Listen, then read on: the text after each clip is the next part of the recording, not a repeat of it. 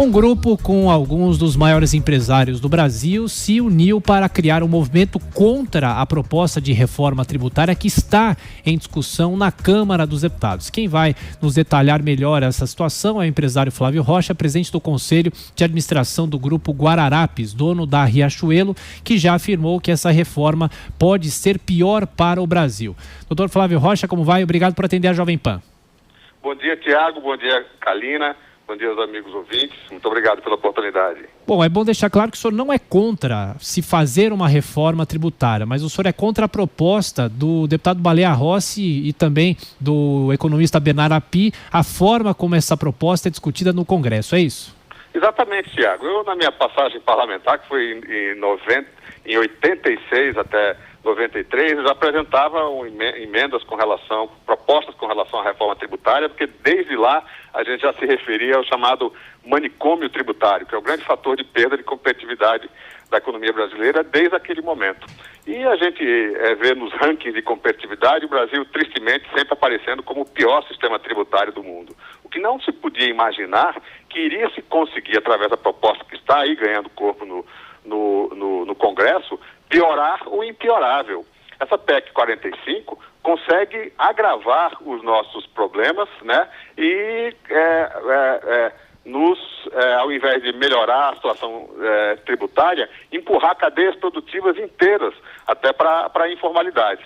Então foi uma proposta feita na calada da noite, com poucos setores, né, muito estruturados, muito organizados, que são os patronos da entidade, da ONG, que foi chamada para redigir essa proposta, mas o resultado final é que se desonera fortemente setores que são, de certa forma, imunes à informalidade, que é o grande problema tributário brasileiro, e se joga uma carga tributária brutal para setores extremamente frágeis, que sofrem o dia a dia com a concorrência informal, setores que têm 50%, 60%, 70% de informalidade.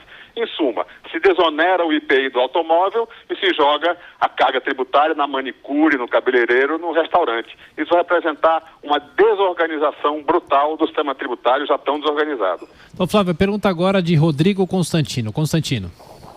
Bom dia, Flávio.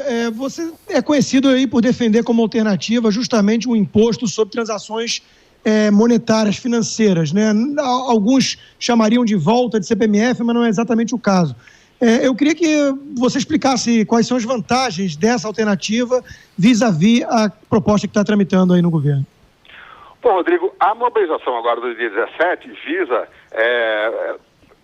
exclusivamente focar nas deficiências, nos problemas, no impacto devastador que aconteceria se a PEC 45 prosperasse. Agora, o problema de origem é a sobrecarga das bases tributárias clássicas. Né? Quando se pensa no sistema tributário olhando dentro da caixinha, né, você vai ver 70 impostos caindo sobre alicerces podres, sobre bases tributárias que estão totalmente exauridas. Muitas delas irão desaparecer com as mudanças da tecnologia digital. A renda, né, ou quando você afere, quando você ganha a riqueza, quando você usa a riqueza, que é o consumo, ou quando você guarda a riqueza, que é o patrimônio. Essas bases estão totalmente esgotadas e já na fase de aumento de sonegação, de informalidade. Portanto, qualquer sobrecarga vai levar a aumento da informalidade. O que trazemos aí a debate, mas infelizmente esbarra numa grande barreira de preconceito, é a nova e revolucionária base tributária, que não é tributar a riqueza quando ela é ganha, quando ela é gasta ou quando ela é estocada através do patrimônio. É tributar a riqueza quando ela se move. São os fluxos financeiros. Nós tivemos uma pequena demonstração em escala muito reduzida com a famigerada CPMF, que se tornou um palavrão, um alvo de muito preconceito. A proposta que, acho que depois de superada essa etapa, mostrada as deficiências da PEC 45, nós vamos ter a oportunidade de aprofundar o debate em torno do microimposto, que é uma proposta realmente compatível com a economia digital e nos liberta dessas bases exauridas, esgotadas, em total declínio, para essa base robusta, potente, justa, porque a base mais regressiva que existe é a tributação do consumo, ou seja, o IVA, que é a coluna mestra da PEC 45.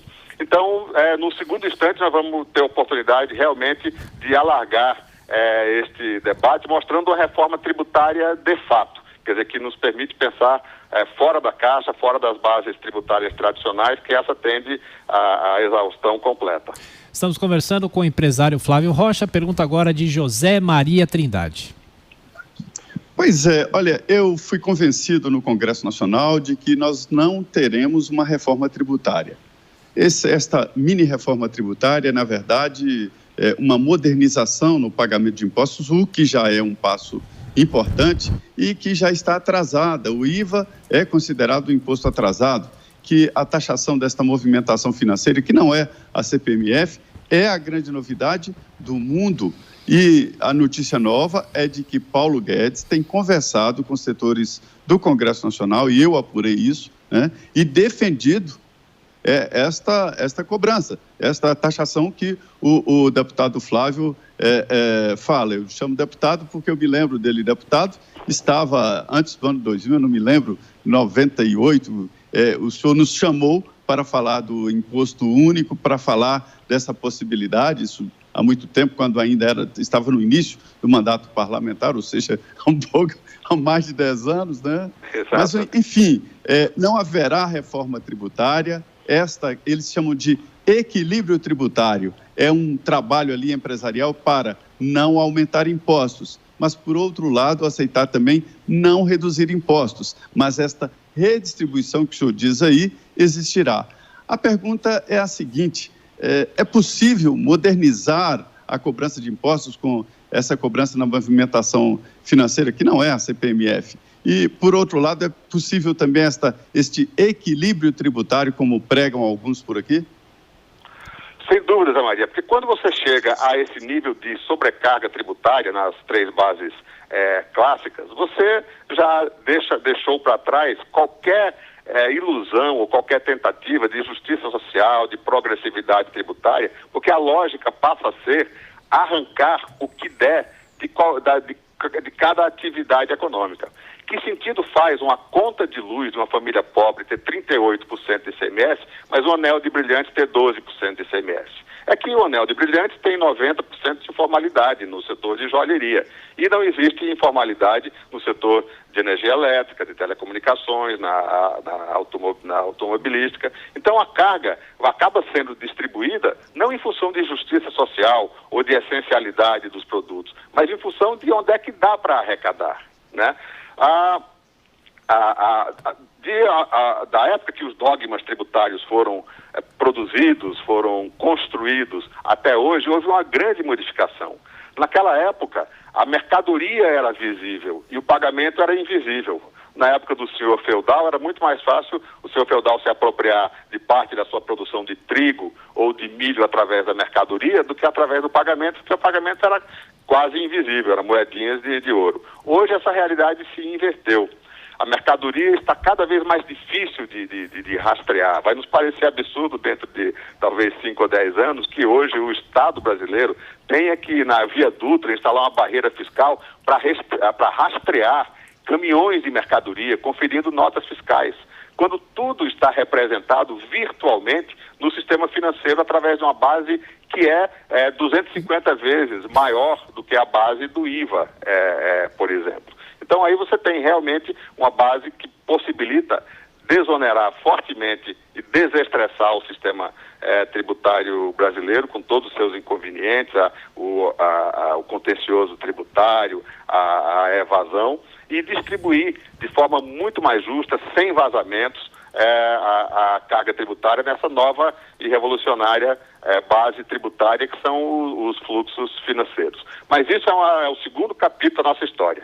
O que nos move aqui é no dia 17, nós reunimos o grande grito dos perdedores da reforma tributária. Enquanto os setores organizados, liderados pelo setor financeiro, com os setores de alto IPI, entre os quais a indústria automobilística, telecomunicações, energia elétrica, cigarros e bebidas, que em alguns estados representam 80% da arrecadação, aqueles setores que representam 80% dos empregos, que são os setores de baixa tolerância ao desaforo tributário, que é o setor de serviços, que são os profissionais liberais, que são a agricultura, que é o varejo, foi apanhado de surpresa com um acréscimo absurdo da carga tributária. Para que você tenha uma ideia, a incorporação da Minha Casa Minha Vida, com a PEC 45, tive 3.000% de aumento de carga tributária.